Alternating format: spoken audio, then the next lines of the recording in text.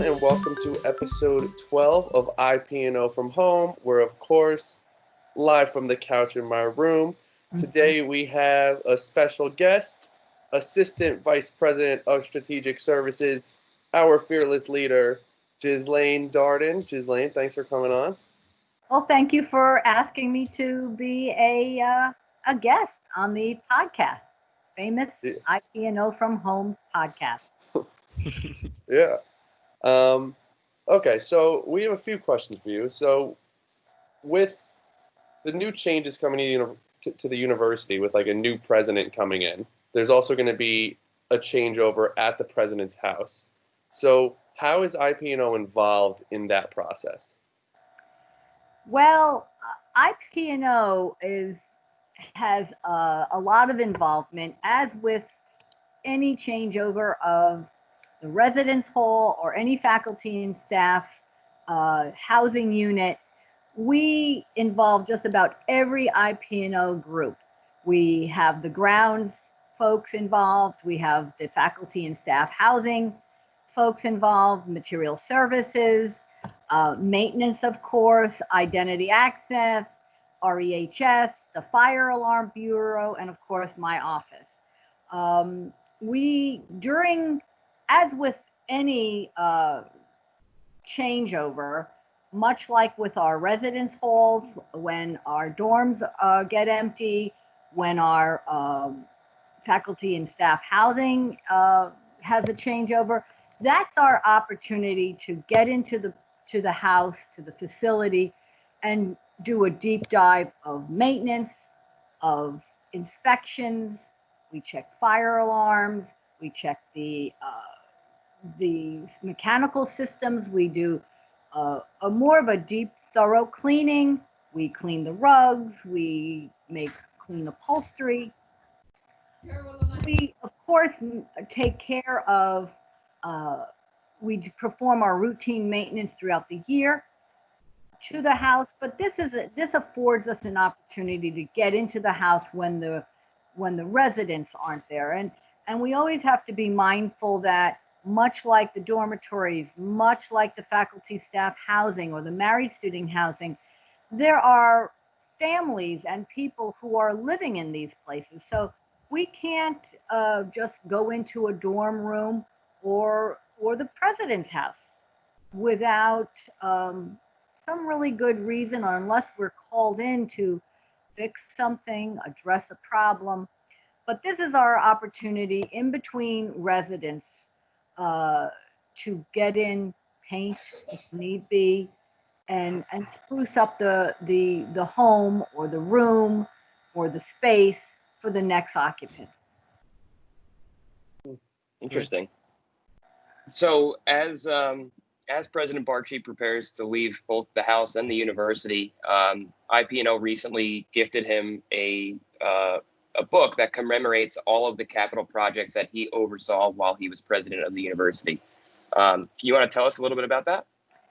Yes, that started off as an idea, as a kind of a simple idea that maybe we should list out all of the big projects that fell under his tenure. And there were over 30 pretty substantial projects, whether they were extensive renovations or capital projects.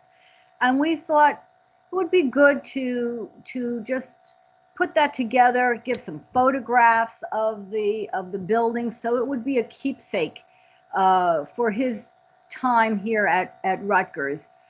He came here in 2012 in September, and a lot happened during these many years. We merged with UMDNJ. We grew in terms of staff and faculty and student numbers. Our community is close to 100,000 now. So what could we do that would commemorate his time here at Rutgers University?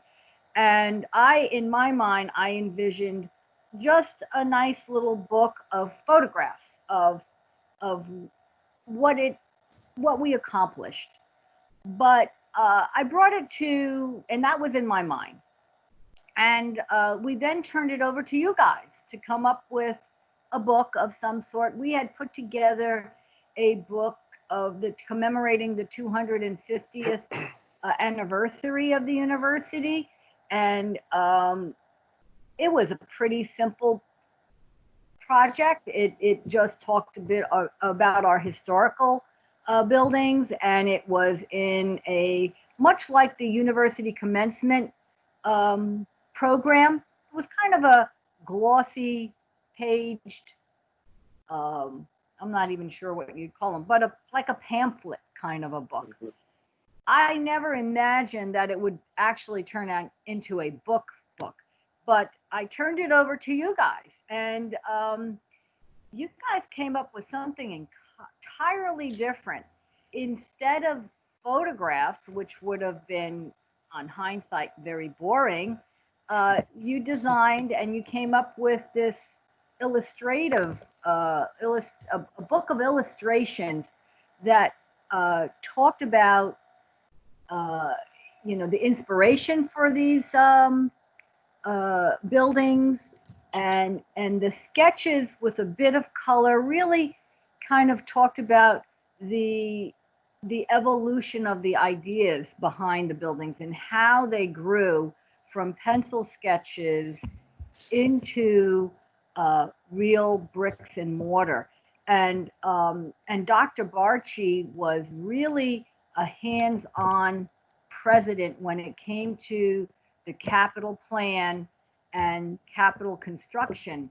He really put himself in there. He liked to be part of the design process. He liked to be part of the planning efforts, and so this really put his stamp on it, and it showed and it explains that he was really part of that planning design effort, and it kind of cements that in this book. And the book ended up being a real book. And unfortunately, I don't have any copies to display, but we have provided Dr. Barchi with copies of the books. I should have kept one to show you, but it's a beautiful book with a black cover and gold line drawings of the yard, which was one of the buildings that was constructed during his tenure. So it's a beautiful volume, and each capital project has a small description, either in explaining the inspiration or explaining what it will mean to future students, or a quote that really ties the building into what it really means, what the building will mean to generations of students that come to Rutgers University. That's great.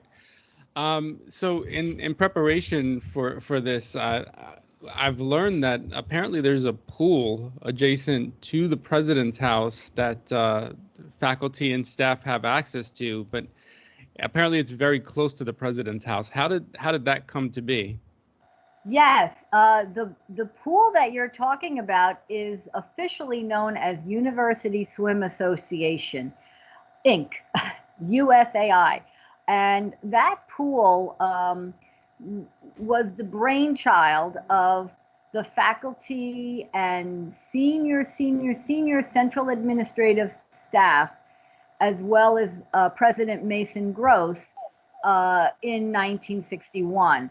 The faculty and senior staff wanted a place where they could come and swim in the summer. It's an outdoor facility, and there was really not much going on in the 60s on the Bush campus.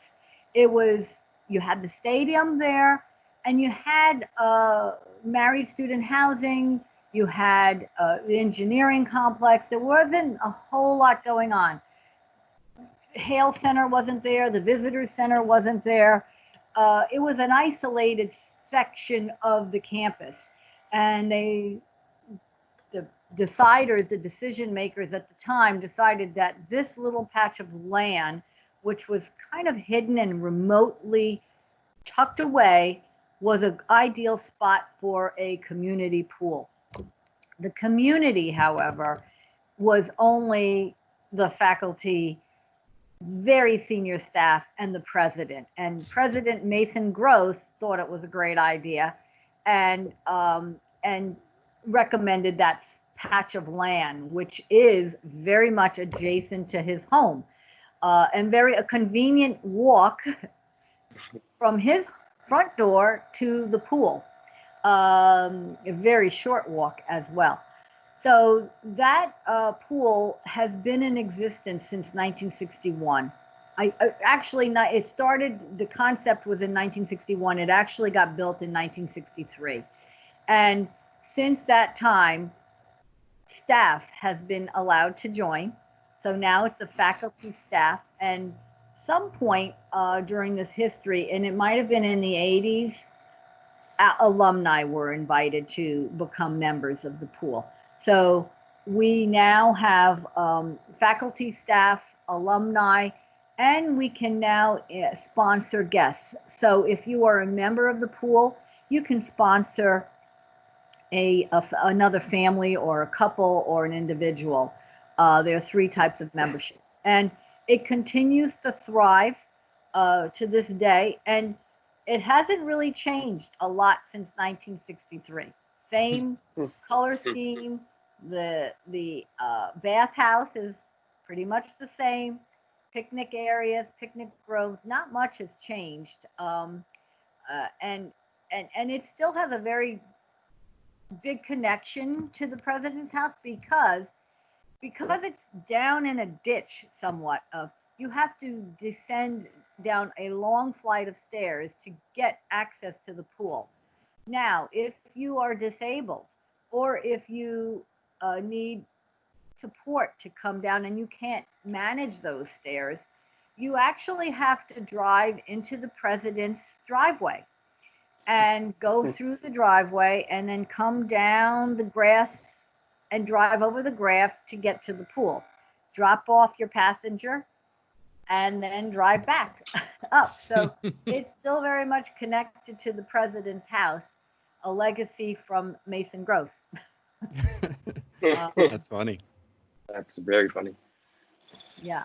So, and my kids, I became a member. My kids have grown up at that pool. A lot of alumni, faculty, and staff are members. You'll recognize people there. My kids have seen their professors there at the pool.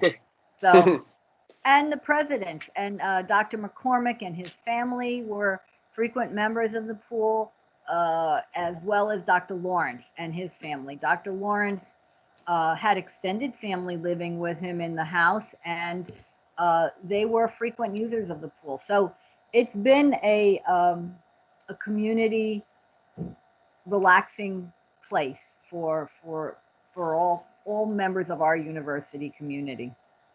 It's great. Yeah, that's awesome. So is the pool something that the university maintains? No, the pool is actually located on university grounds, but the pool itself is maintained by the university swim association members. Everyone pays a bond and an application fee and then a membership fee. And it is a self-sustaining facility that is completely maintained by the membership.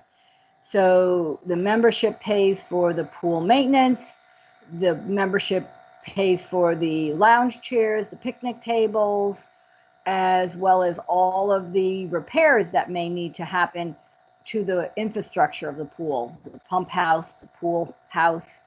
So no, the university it's just gracious enough to allow the pool to exist on the university property. Okay. Yeah. Okay, we're going to go into our last segment called the IP&O from Home Zone.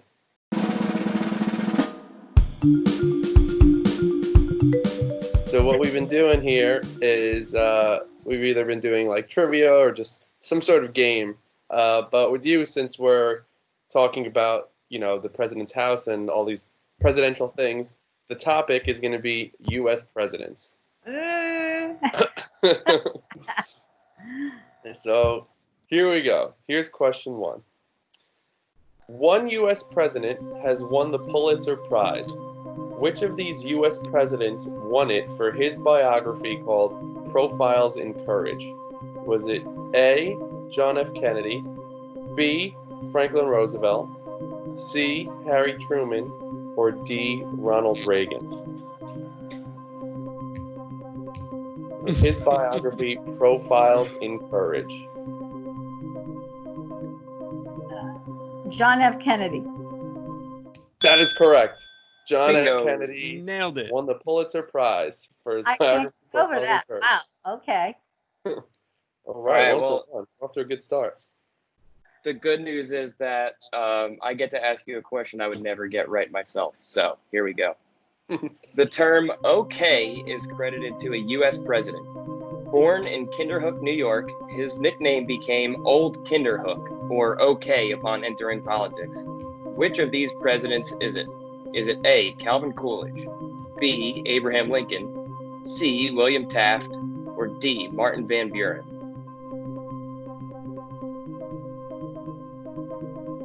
I believe it is A. It is unfortunately not Mr. Coolidge. It is Martin Van Buren, and that is okay to get that one wrong. I would have never gotten that in a million years. Yeah, that one was hard. No chance. Oh. All right, let's see. Let's get you 2 out of 3 here. All right, U.S. presidents are limited to 2 terms, but this wasn't always the case. One U.S. president actually served 4 terms. Which of these presidents served 4 terms? Was it William H. Harrison, Franklin Delano Roosevelt, Chester A. Arthur, or Millard Fillmore? Roosevelt. 2 out of 3, absolutely correct. Okay. 2 out of 3. 2 out of 3. Nice. Yes. Another correct answer is who was Millard Fillmore? Yeah, when we were looking at these, the only one I was like, I could definitely get the third one, and then the other 2, I was like, I would just be guessing. Mm-hmm. I think if I'm not mistaken, it was after Roosevelt that the rules changed. That's right. That That's you mine. could only serve 2 terms, I believe, but I could be wrong. That's right. And that rule is good. That rule is here to stay unless Paul becomes president, at which point there are no more rules. No First term order limits of for Paul. business. No more terms. All right, well, that wraps up the IP&O from Home Zone, and I think that wraps up the podcast. So, Ghislaine, thanks for coming on, Thank you, and we'll Ghislaine. give you the Thanks, last word. Ghislaine. Well, thank you very much. And going back to our presidents, next week we're going to say goodbye to Dr. Barchi and hello to Dr. Holloway. So it's going to be another transition for Rutgers University. Exciting stuff. Very much. All right, everyone. Thanks for listening, and Ghislaine, thanks for coming on, and we'll see you again next week. Thank you.